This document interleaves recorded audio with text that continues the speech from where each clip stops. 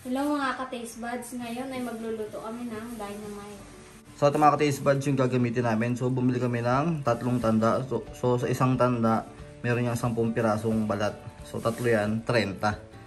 So ayan, ang ganda ng balat niya, nabili namin. So ayan, bali, aanihin mo na ito, isa-isa. So bali, ito nga pala yung sili.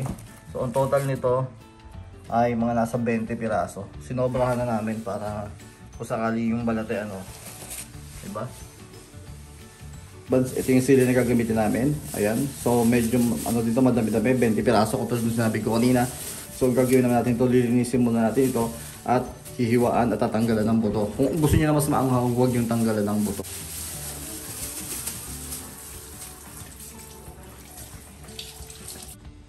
So ayan, hihiwaan muna namin yan dito.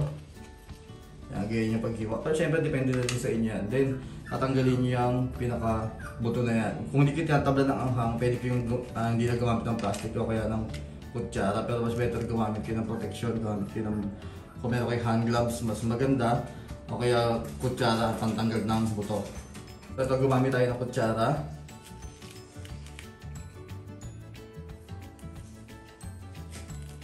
Yan, so yan, tanggalan natin ang ng buto. Okay na po itong ating sili, kaya naman maghihiwa na ako ng mga ingredients na ilalagay dito.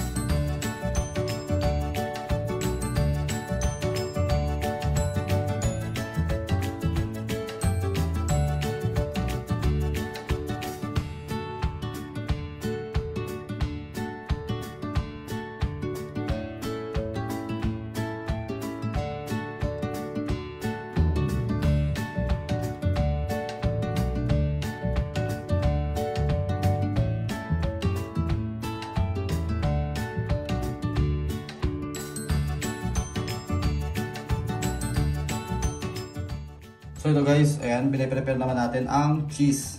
So ayan, inihiwa natin ng ganito.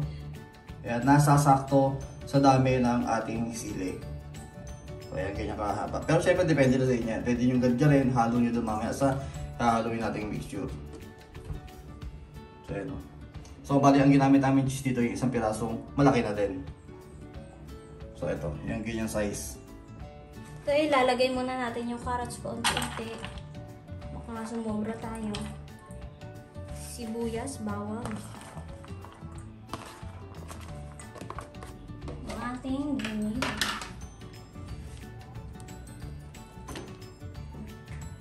Mix muna. Lagyan muna natin ng magic sarap. Tapos konting asin at paminta. Lalagay na natin yung itlog.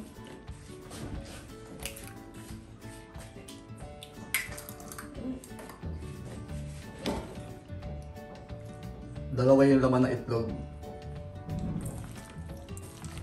So yun, kapag nahalo na natin yan, susunod na gagawin naman natin dito. Siyempre, ilalagay na natin yan sa ating lumpia wrapper. Yan, so ito na yung mga ingredients natin. So meron tayo dito, ito na yung sili natin kanina. Ito naman yung cheese. At ito yung i-mix niya kanina na ingredients natin. Siyempre, meron tayo dito lumpia wrapper. Meron tayong tubig para dumikit yung balat ng lumpia wrapper. Mamaya kapag inikot natin, siyempre meron tayong plato dito dahil dito natin gagawin yan. Yan, gawin na natin to. Ang keso. Yun, gano'n. Lalagay na natin yan.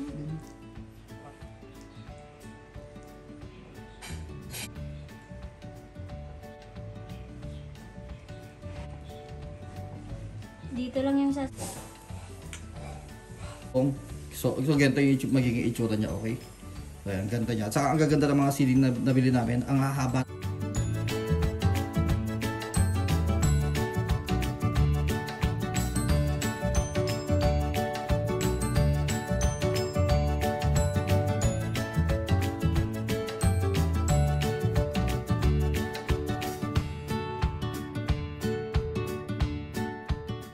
ipiprito na naman natin. Sa ito mga taste buds, sindihan muna natin ang kalan. Ayan. So dito na natin iluluto yan, ipiprito. Iyaan na natin uminit yung kawali bago natin lagyan ng mantika. So ito maglalagyan tayo ng mantika, tamang daming mantika. So ito mga taste buds, hanggat hindi pa siya masyadong mainit, ilagay na natin. So kakamayin ko na to. So maglalagay tayo ng tamang dami ng mantika. Ay, ng tamang dami ng dynamite.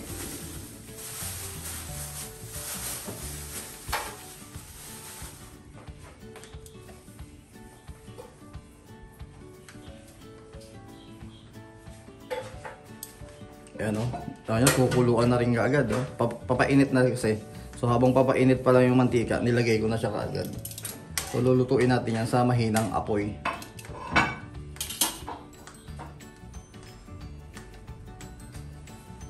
Yan, okay na muna yung ganyan. So ito, baliktarin muna natin. So ayan o, katulad sinabi ko kanina, niluluto natin ito sa low fire. So ibig sabihin mahinang apoy. Hindi natin siya pwede lakasan kasi ang mangyayari dyan, luto yung labas pero yung nilagay natin giniling na karne sa loob. At yung iba pa, hindi pa luto, mangyayari hilaw. So ayan. So ayan, binaliktad ko na isa-isa.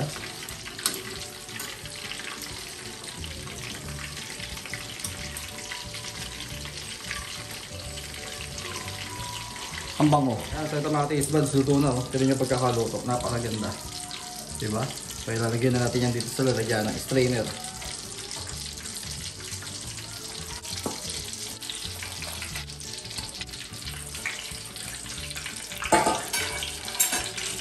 Ilalagyan naman tayo ng panibagong salang.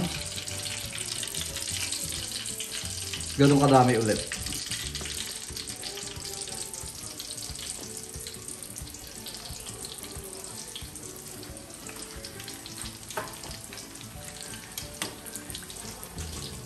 So, pakita ko sa inyo kapag luto na lahat. So, ito mga taste buds, nailuto na namin. Oh. Napakaganda ng pagkakaprito. At saka talaga namang napakalasa ng ano na to. Dahil may sobra pang balat, syempre, piprito na natin yun. Hindi natin hahayaang masayang. At syempre, ito may pagka-maanghang kasi nga yung mantika na pinagprituhan nito is maanghang.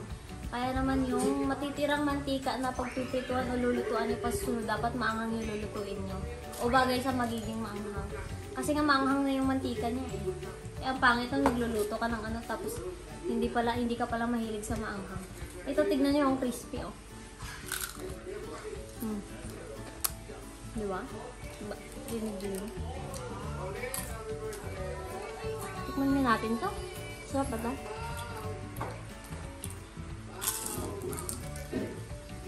Ang sarap!